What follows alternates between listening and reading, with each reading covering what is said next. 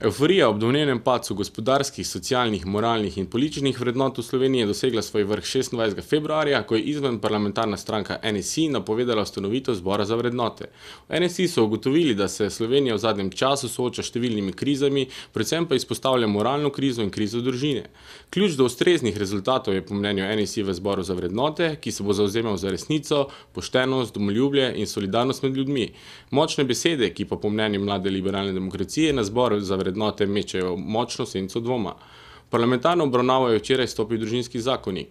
Zakon, ki bo celovito in napredno urejal zelo specifično družinsko problematiko. Gre za zakonsko podlago, ki predvideva varovanje številnih otrokovih pravic in interesov, med drugim uvaja zagovornika otrokovih pravic in prepoved telesnega kaznovanja otrok. Zakonik pa odpravlja tudi diskriminacijo istospolnih partnerstev v skladu z odločbo Ustavnega sodišča. Uvaja solidarnost in pravičnost na številnih področjih. To je tudi interes, kateremu naj bi na deklarativni ravni sledil zbor za vrednote v strukturah Nove Slovenije. Pa je temu res tako? Kljub deklarativnemu zavzemanju za solidarnost in pravičnost, NSI ostro nasprotuje sprejemanju družinskega zakonika izključno zaradi reševanja problematike istospolnih skupnosti. Če že ne sledijo idealom, ki so jih napovedali na svoji tiskovni konferenci, pa se sprašujemo, kakšno je njihovo stališče do ključnih krščanskih vrednot, ki pravijo, da smo vsi božji otroci.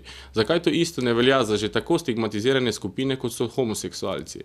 Če smo pred Bogom vsi enaki, zakaj NSI in zbor za vrednote ne dopuščata enakosti pred zakonom? Če zbor za vrednote zagovarja poštenost, se v Mladi liberalni demokraciji sprašujemo, če je pošteno, da je visok funkcionar izven parlamentarne NSI v prejšnjem mandatu pozival državni zbor, naj preuči kazensko ovadbo proti župniku, ki je bil osumljen spolne zlorabe otroka, mlajšega od 15 let, in si je pri tem drznil omalovaževati oškodovanca. Je to poštenost, ki jo bo zagovarjal zbor za vrednote? Je to nenazadnje cilj tega zbora? Ob vsem navedenem pa bi za zaključek od zbora za vrednote radi slišali, če po svojem prizadevanju za resnico pozval župnika Francija Frantarja, naj gre odslužiti zaporno kazen, na katero je bil obsojen zaradi kaznivega dejanja spolne zlorabe 10-letne deklice. Vrednote, ki naj bi jih zastopal zbor, so potrebne in pozitivne, a že na samem začetku je več kot očitno, da bodo zastopane le na deklarativni ravni. Prav zato v Mladi liberalni demokraciji menimo, da bo zbor za vrednote moral za začetek sam pri sebi razčistiti, kakšne so njihove moralne in etične vrednote, preden prične širjenjem krive vere in zagovarjanjem napačnih vrednot. Iz te krize bi radi prišli moralno, gospodarsko in politično vrednotno močnejši, ne pa oropani osnovnih civilizacijskih vzorcev.